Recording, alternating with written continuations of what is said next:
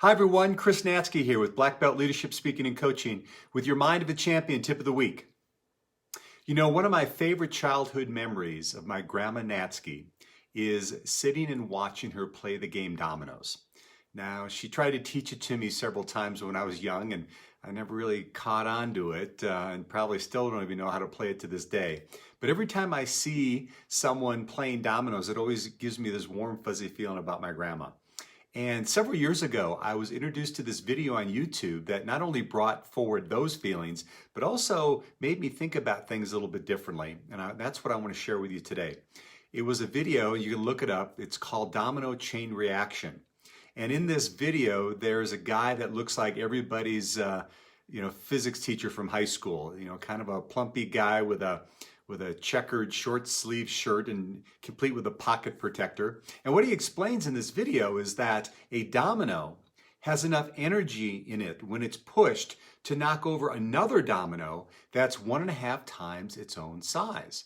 So for instance, if you had a domino that was 3 inches tall, it had enough energy in it just when pushed and knocked over to knock over another domino that was 4.5 inches high.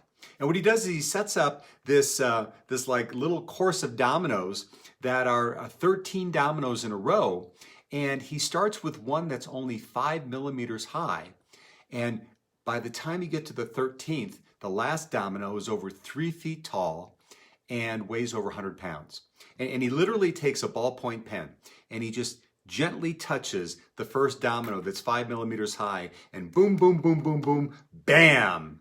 All dominoes get knocked down in succession.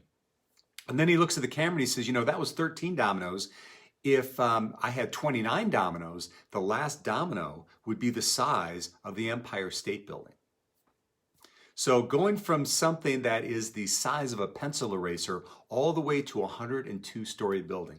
And what the message it was for me is not only was it a cool physics experiment, but what it said to me is, all it takes sometimes to create massive results is one small action, followed by another small action, followed by another one.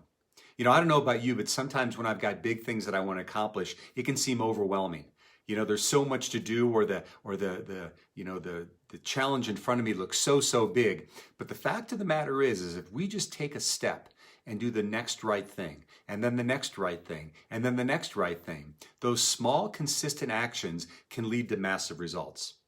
So my challenge for you this week is, what are some things maybe that you're wanting to do in your life? Maybe some big things that maybe you've been putting off because you thought they were too big. You thought it was too difficult to tackle. And as a result, you kind of stayed back in that comfort zone. Where is an area right now that you could take a small action followed by another small action and begin to build that momentum? Because when you do that, that's when great things can happen. So there you have it, my friends. That's my message for you today.